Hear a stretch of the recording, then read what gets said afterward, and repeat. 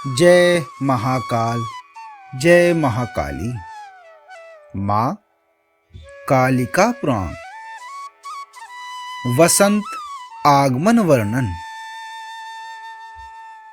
महर्षि मार्कंडेय जी ने कहा, तभी से लेकर श्री ब्रह्मा जी भी समय समय में ही परिपीड़ित होकर चिंतन किया करते थे कि भगवान शंभु ने मेरी केवल कांता के प्रति अभिलाषा को ही देखकर मुझे बुरा कह दिया। वही शंभु अब मुनि गणों के ही समक्ष में दाराओं को किस तरह से ग्रहण करेंगे, अथवा कौन सी नारी उन शंभु की पत्नी होंगी और उनके मन में स्थान बनाकर अवस्थित हो रही हैं, जो योग के मार्ग से भ्रष्ट करके उनको मोहित करेंगी। उनका मोह न करने में कामदेव जी भी समर्थ नहीं हो सके। वे तो नितांत योगी हैं। वे वीरांगनाओं के नाम को भी सहन नहीं किया करते हैं।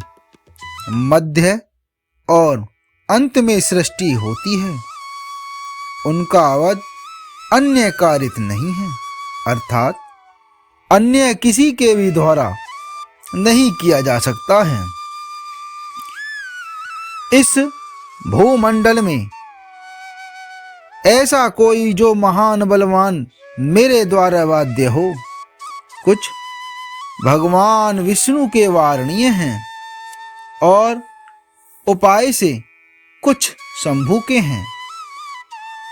उस सांसारिक भोगों के सुखों से विमुक्त तथा एकांत वैरागी भगवान शंभु के विषय में इससे अन्य कोई भी कर्म नहीं करेगा, इसमें संशय नहीं है।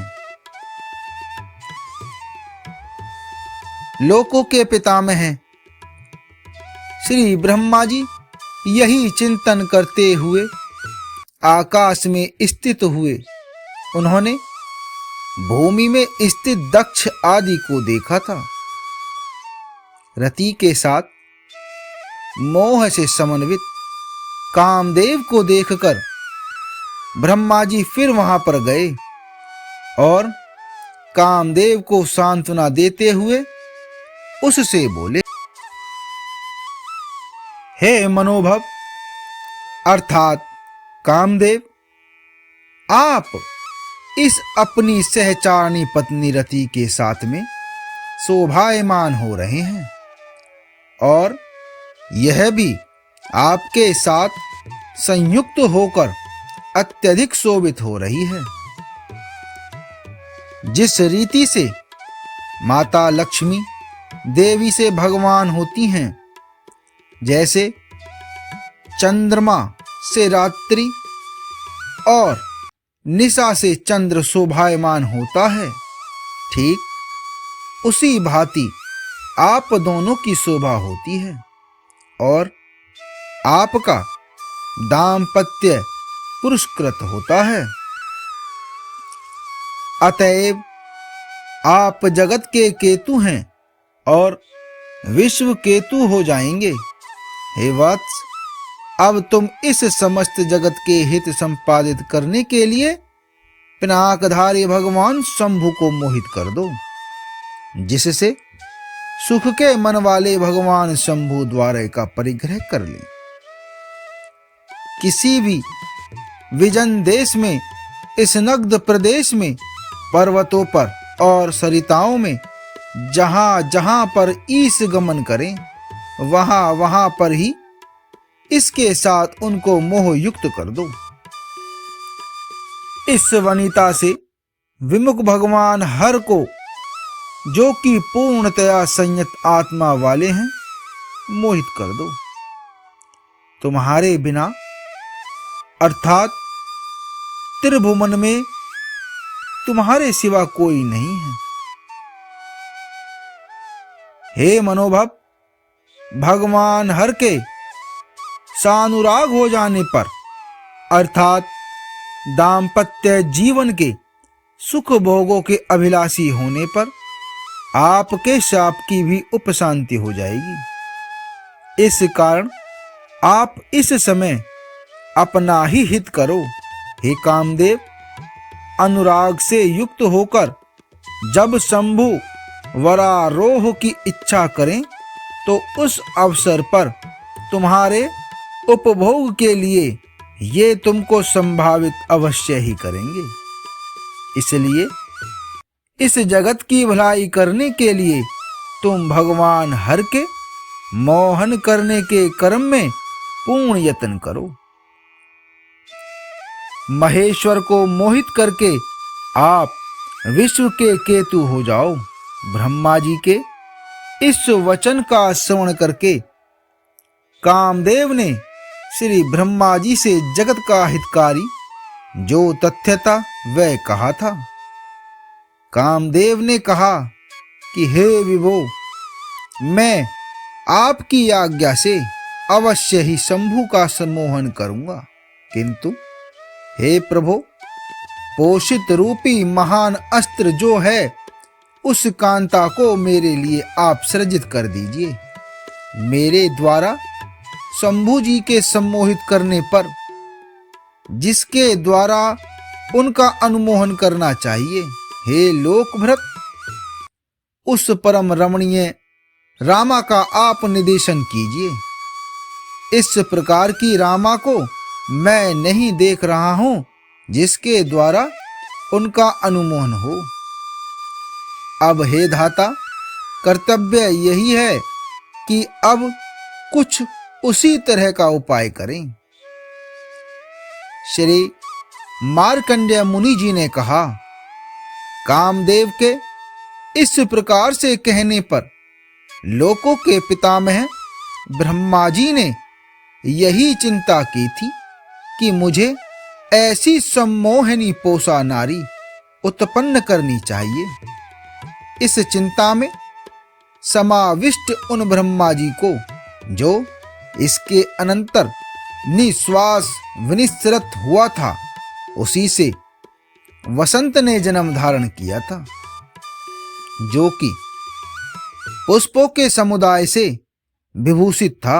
भ्रमरों की सहंगति समूह को धारण करने वाले मुकुलित आम्र के अंकुरों को, सरस की सुको ढाक के पुष्प को साथ लिए हुए प्रफुल्लित पादप अर्थात वृक्ष की भांति शोभित हुआ था।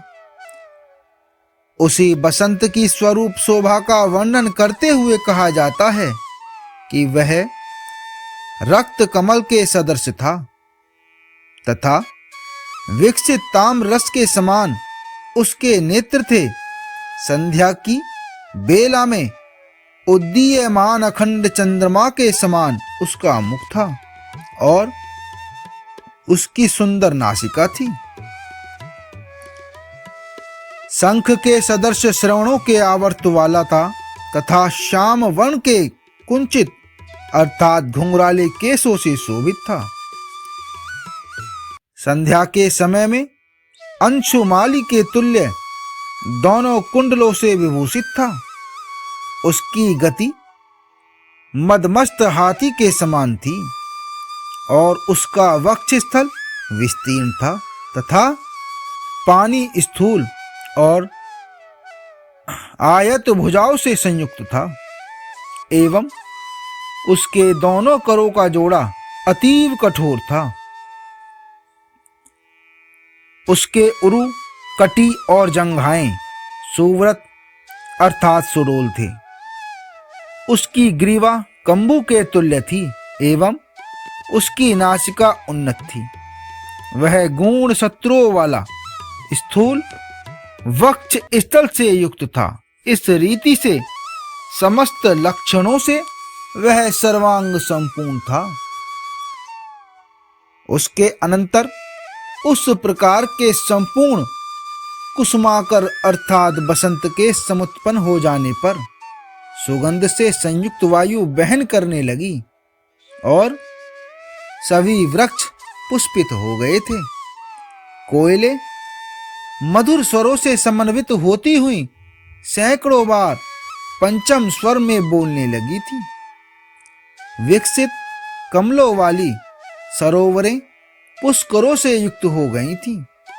इसके अनंतर हिरण्यगर्भ अर्थात ब्रह्मा जी उस प्रकार के अतीव उत्तम उसको उत्पन्न हुआ देखकर कामदेव से मधुर वचन बोले कि हे कामदेव, यह आपका मित्र उत्पन्न होकर समुपस्थित है, जो कि सर्वदा ही अनुकूलता का व्यवहार करेगा। जिस रीति से अग्नि का मित्र वायु है, जो उसका सभी जगह पर उपकार किया करता है, उसी भांति यह आपका मित्र है, जो सदा ही आपका ही अनुगमन करेगा। वसती के अंत का हेतु होने से ही यह बसंत नाम वाला होगा।